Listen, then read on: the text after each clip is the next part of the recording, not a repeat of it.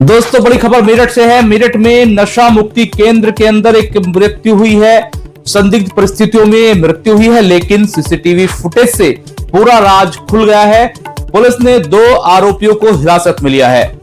दरअसल दोस्तों, मेरठ के गंगानगर क्षेत्र में स्थित नया सवेरा नया मुक्ति पुनर्वास केंद्र में भर्ती एक व्यक्ति की संदिग्ध परिस्थितियों में मौत हो जाने का मामला सामने आया है। मृतक के परिजनों ने केंद्र संचालकों और कुछ अन्य लोगों पर हत्या करने का आरोप लगाया है। अब इस मामले में सीसीटीवी फुटेज सामने आने के बाद पुलिस ने 2 लोगों को हिरासत में लेकर जो जांच है अपनी तेज कर दी है। मिली जानकारी के अनुसार ग्राम जई थाना भावनपुर क्षेत्र के रहने वाले फहमीद पुत्र नूर मोहम्मद उम्र लगभग 42 साल को उनके परिजनों ने दिनांक 15 अक्टूबर 2022 को नशा मुक्ति के उद्देश्य से नया सवेरा नया मुक्ति पुनर्वास केंद्र के अंदर, जो कि गंगानगर इलाके में पड़ता है, तो यहां भर्ती कराया, जो कि अमेड़ा चौकी के आसपास बताया गया है। परिजनों का कहना है कि दिनांक 20 अक्टूबर 2025 यानी आज उन्हें सूचना मिली कि फहमीद की मृत्यु हो गई है। जब परिजन मौके पर पहुंचे तो शव पर चोट के निशान पाए गए, जिससे हत्या की आशंका और गहरा गई। मृतक के भाई ने पुलिस को सूचना दी। तहरीर थी वो दी।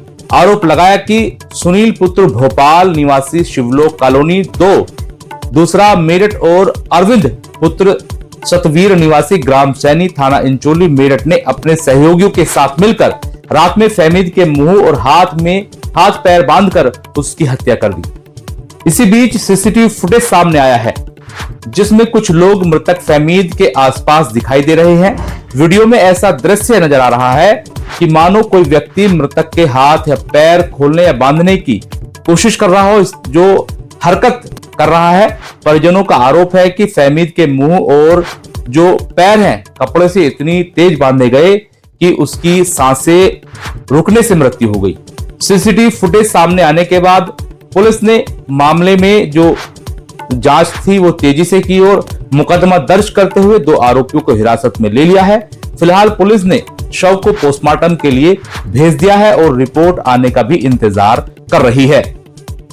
पोस्टमार्टम रिपोर्ट आने के बाद पुलिस आगे कार्रवाई तेज करेगी। हालांकि अभी तक पुलिस का कोई आधिकारिक बयान सामने नहीं आया है, लेकिन सूत्रों के मुताबिक जांच टीम ने केंद्र कर्मचारियों से पूछताछ शुरू कर दी है और घटना के समय मौजूद सभी लोगों की पहचान की जा रही है। इस घटना से क्षेत्र में सनसनी फैल गई है और स्थानीय लोगों में नशा मुक्ति केंद्र की कार्यप्रणाली को लेकर भी सवाल उठने लगे हैं। अब परिजन न्याय की मांग कर रहे हैं, न्याय की मांग पर अड़िग है। वहीं पुलिस का कहना है कि जो भी दोषी होगा उसे बख्शा नहीं जाएगा। मृतक फहमीद के भाई असर हैं, उन्होंने बताया है कि उनको सूचना मिली, वह पहुंचे और चोट के निशान दिखाई दिए, लेकिन सीसीटीवी जब सामने आया तो उनके होश उड़ गए। सीसीटीवी में देखा गया कि कुछ लोग उनके पैर बांध रहे हैं, उनके हाथ बांध कर रखे हैं, उनका मुंह भी बांध कर रखा है। परिजनों का दावा है कि जब 4-5 घंटे तक ये सब होता रहा, फहमीद की मौत नहीं हुई। उसके बाद उसके सीने पर घुटना रखकर आरोपी बैठ गए और फिर उसका मुंह इतनी तेजी से दबाया कि उसकी सांस रुक गई और रफ्ता रफ्ता फहमीद ने दम तोड़ दिया। तमाम आरोप लगाए गए हैं। तमाम जो परिजन हैं, परिवार के लोग हैं, वो मोर्चरी पर मौजूद हैं और अब इस पूरे मामले में कार्रवाई की मांग कर रहे हैं। हालांकि पुलिस ने मुकदमा दर्ज कर लिया है और इस पूरे प्रकरण में तेजी से भी जांच शुरू कर दी है। गंगानगर थाने पर भी पहुंचकर परिजनों ने इसी प्रकार की मांग की, लेकिन अब चूंकि परत दर परत एविडेंस सामने आ रहे हैं, राज खुल रहे हैं, तो परिजन भी उग्र हो रहे हैं। परिजन मांग कर रहे हैं कि ऐसे लोगों पर कार्रवाई की जाए।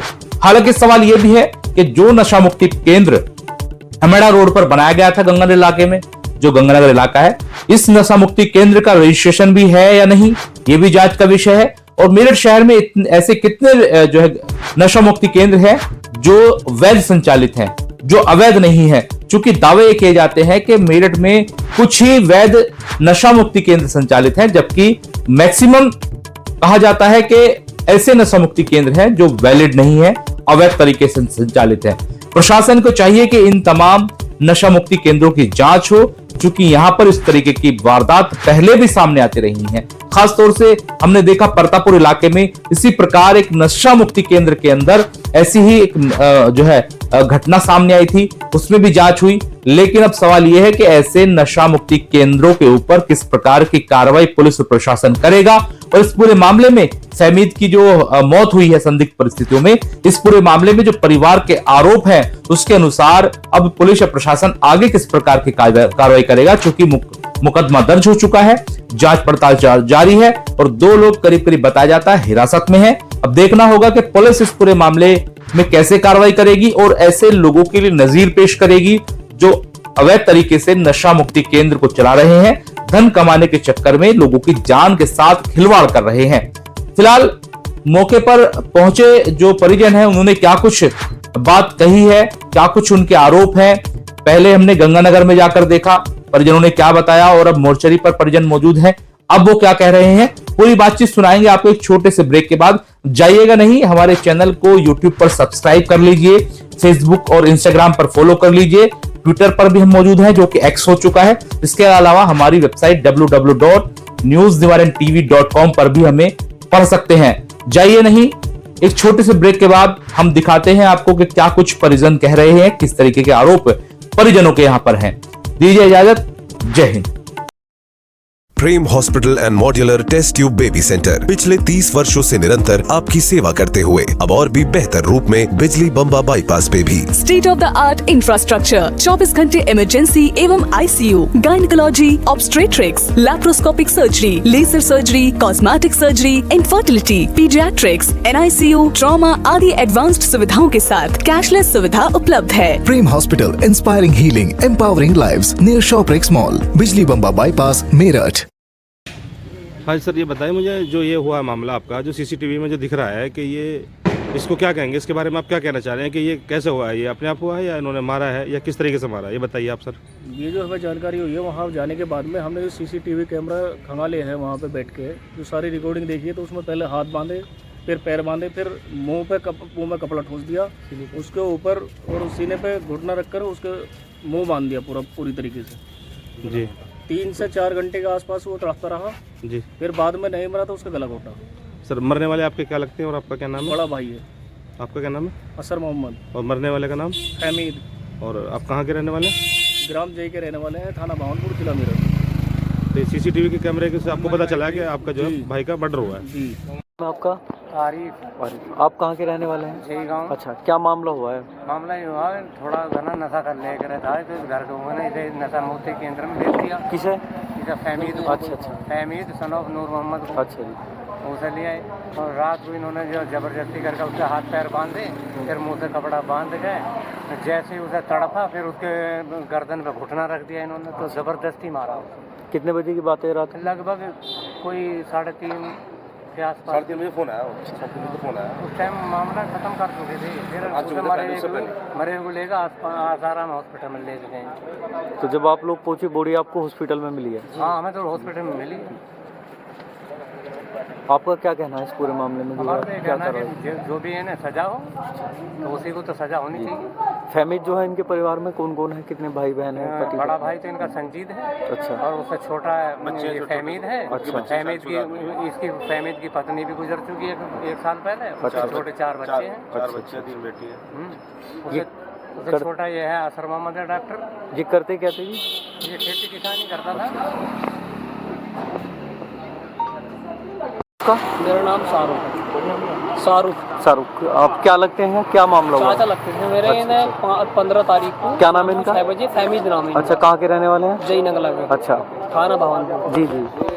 15 तारीख को इन्हें यहाँ पर एडमिट कराया था सेवा नशा मुक्ति केंद्र में। अच्छा, कहाँ है ये है गंगानगर में, अमेड़ा रोड। अच्छा।